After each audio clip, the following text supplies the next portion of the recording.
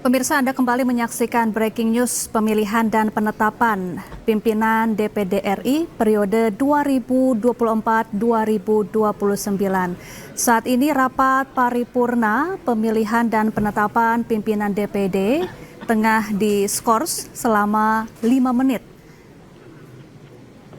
Dan kemudian nantinya akan dilakukan proses voting atau pemungutan suara untuk memilih paket pimpinan DPD RI yang akan memimpin DPD RI selama 5 tahun ke depan. Rapat paripurna dihadiri oleh 152 senator dan suara terbanyak harus meraup 50% suara ditambah 1 untuk kemudian bisa dinyatakan sah sebagai pimpinan DPD RI periode selanjutnya. Ada 2 paket pimpinan yang dipilih oleh seluruh senator.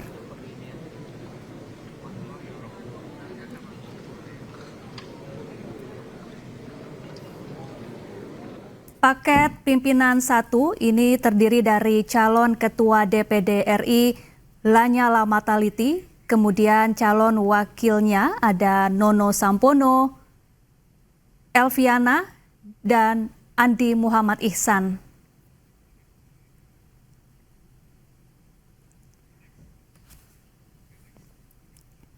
Selanjutnya pemirsa, paket pimpinan DPD kedua ada calon ketua DPD Sultan Najamuddin dan 3 calon wakilnya yaitu Gusti Kanjeng Ratu Hemas, Yoris Raweai, dan Tamsil Lindrung.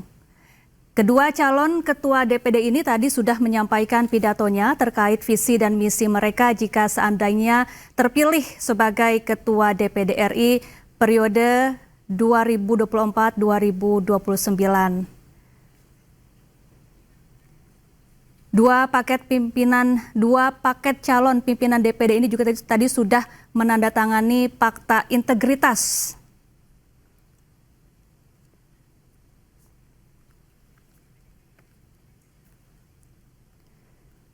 Adapun pemirsa, paket pimpinan DPD ini harus mendapatkan dukungan 25% dari subwilayah dan menyertakan keterwakilan perempuan. 25% dari subwilayah dimaksud adalah 10 anggota dari subwilayah Barat 1, 9 anggota dari subwilayah Barat 2, 9 anggota dari subwilayah Timur 1, dan 10 anggota dari subwilayah Timur 2.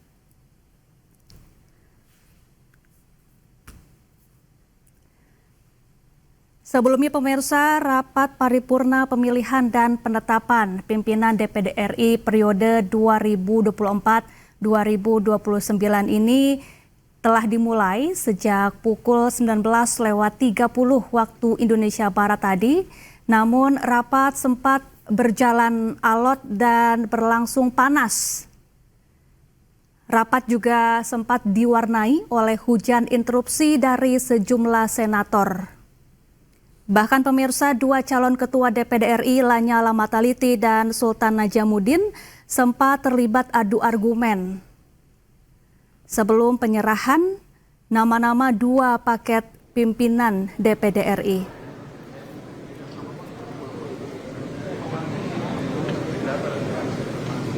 Namun kemudian rapat yang dipimpin oleh pimpinan DPD sementara yang merupakan senator tertua dan termuda yakni Ismet Abdullah dan Larasati Moriska ini berhasil meredam suasana sehingga rapat berlangsung kondusif dan suasana yang semula sempat panas menjadi dingin begitu.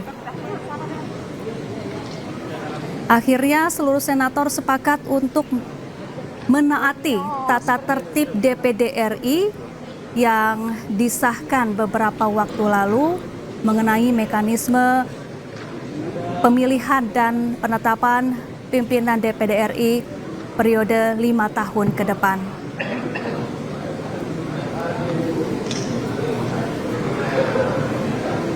Ya pemirsa, ada 2 calon kuat Ketua DPD RI periode 2024-2029, yaitu yang pertama adalah Lanyala Mataliti. Lanyala sebelumnya merupakan Ketua DPD RI periode sebelumnya 2019 hingga 2024. Lanyala Mataliti merupakan senator dari daerah pemilihan Jawa Timur.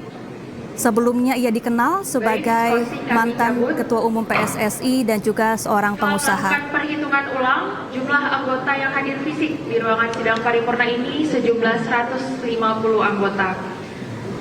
Sidang Dewan yang mulia, sebelum pelaksanaan pemilihan, kami persilahkan kepada Sekretaris Jenderal untuk menyampaikan penjelasan tentang tata cara pemilihan dan penetapan calon paket pimpinan DPD.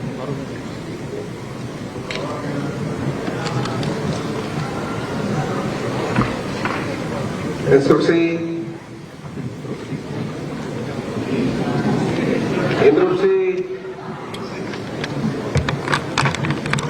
B92 Kaltim, tadi katanya 152, ini 150 lagi. Bapak izin kita melakukan perhitungan ulang, udah 2 kali. Jadi mungkin anggota 2-nya lagi keluar atau gimana? Boleh dicek itu siapa yang tidak ada? Jabar 1 keluar. Izin, Jihan Tahira pamit. Satu lagi?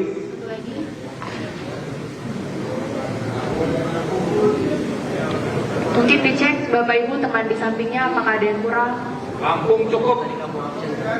Timur 1 lengkap, absen per provinsi saja. Provinsi. Yang sebutkan provinsinya jumlahnya hadir berapa mungkin? Baik, mungkin kita sembari buku atau gimana kita lanjutkan dulu pembacaan tata cara pemilihan.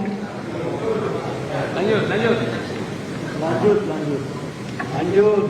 Izin yang terhormat pimpinan Bapak dan Bapak Ibu semua, kami melanjutkan tata cara pemungutan suara secara tertutup atau rahasia dengan surat suara. Langkah pertama, penandatanganan daftar hadir. Sebelum menghadiri sidang, setiap anggota DPD menandatangani daftar hadir dan penandatanganan itu sudah semuanya diterima oleh sekretariat. Langkah kedua, persiapan pelaksanaan pemungutan suara. Setelah sidang memenuhi quorum, pimpinan rapat membuka sidang. Kedua, pimpinan sidang memberikan penjelasan mengenai materi yang pengambilan putusannya dilakukan berdasarkan suara terbanyak atau pemungutan suara secara rahasia, tata cara pemungutan suara, tata cara penghitungan suara yang lagi berlangsung. Langkah 3, pengambilan kartu bukti hadir dan penukaran kartu bukti hadir dengan surat suara. Petugas memanggil nama anggota DPD berdasarkan provinsi dalam subwilayah secara berurutan sesuai dengan daftar hadir. Kedua, anggota DPD mendatangi petugas pemberi kartu bukti hadir yang telah ditandatangani oleh petugas. Ketiga, anggota DPD menyerahkan kartu bukti hadir kepada petugas penerima kartu bukti hadir untuk selanjutnya menerima surat suara dari petugas pemberi surat suara. 4. Surat suara dinyatakan sah apabila ditandatangani oleh pimpinan sidang. 5.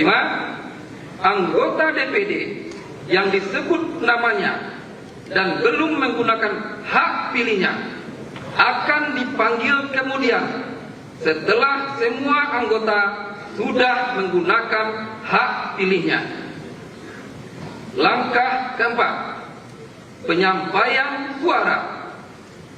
Anggota DPD dilarang membawa HP, alat komunikasi, atau gawai atau kamera, dan dapat menitipkan HP atau alat komunikasi atau gawai atau kamera pada kotak yang telah disediakan petugas sebelum memasuki bilik suara.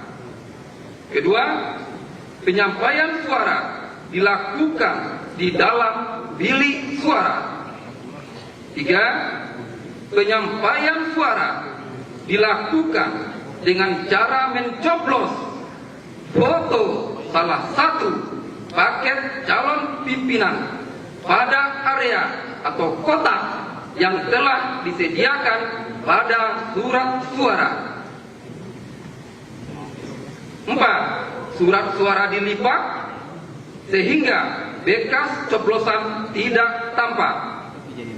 Kelima, anggota DPD memasukkan surat suara ke dalam kotak suara.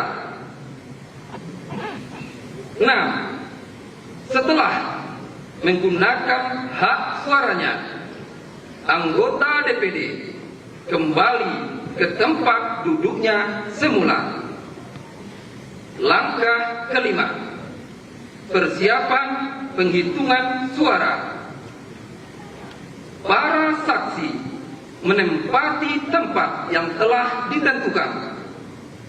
Kedua, petugas membawa kotak suara ke meja penghitungan suara. 3. Petugas menghitung jumlah kartu bukti hadir dan surat suara. Langkah ke-6, penghitungan suara.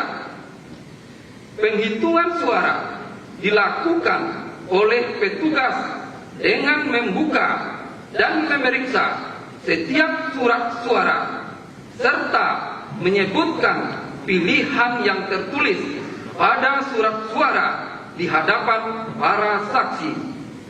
Kedua, surat suara dinyatakan sah apabila 1. Mencoblos foto salah satu paket calon pimpinan pada area kotak, atau mencoblos nama salah satu paket calon pimpinan pada area kotak yang telah disediakan di surat suara. 3. Surat suara dinyatakan tidak sah apabila mencoblos foto pada 2 paket calon pimpinan pada area kotak yang disediakan, atau mencoblos nama pada 2 paket calon pimpinan pada area kotak yang disediakan. 3. Mencoblos di luar kotak calon paket pimpinan. Keempat, petugas mencatat perolehan suara dalam lembar hasil pemungutan suara. Langkah ke-7, pengumuman hasil pemungutan suara. Setelah surat suara selesai dihitung, lembar hasil pemungutan suara disampaikan kepada pimpinan sidang. Kedua, pimpinan sidang mengumumkan hasil pemungutan suara. Langkah ke-8, penetapan hasil pemungutan suara. Pimpinan sidang menetapkan hasil pemungutan suara. Terima kasih.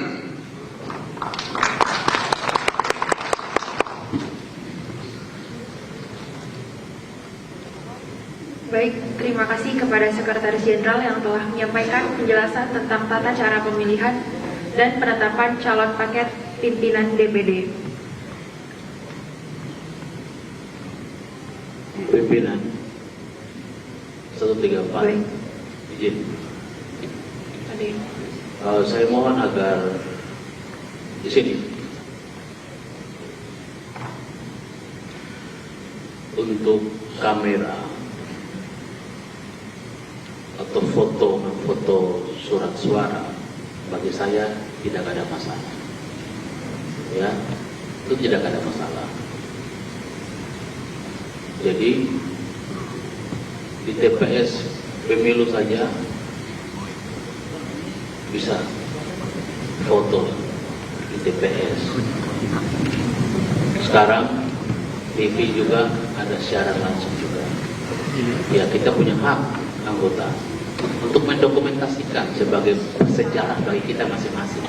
Interupsi, Ketua. Sebentar, saya belum selesai. Oleh sebab itu pimpinan, saya harap untuk foto atau mendokumentasikan hasil pemilu oleh anggota masing-masing tidak dilarang. Demikian. Interupsi Ketua dan sekjen sumur Pinang. Di mana ada bebas, jujur, adil dan rahasia itu? Televisi menyorot, nggak masuk akal itu. Bebas rahasia itu tertutup. Apa motivasinya dia bawa ini? Jadi saya harap prinsip demokrasi kita dijalankan. Ini bebas, rahasia, jujur. Jadi sudah, itu tadi sudah diumumkan. Mari kita jalankan. Lanjut saja. Diketok saja Pak Ketua. Tidak perlu dibahas lebih lanjut.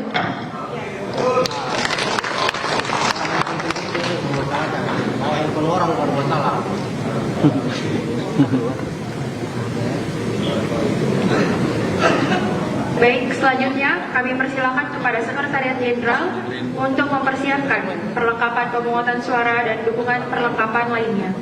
Untuk itu, sidang kami skor 5 menit.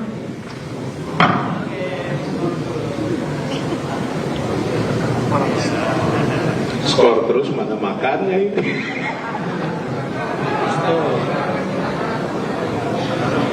Mohon Bapak Ibu untuk menahan diri untuk tidak keluar. Baik, 5 menit untuk ke toilet, silakan.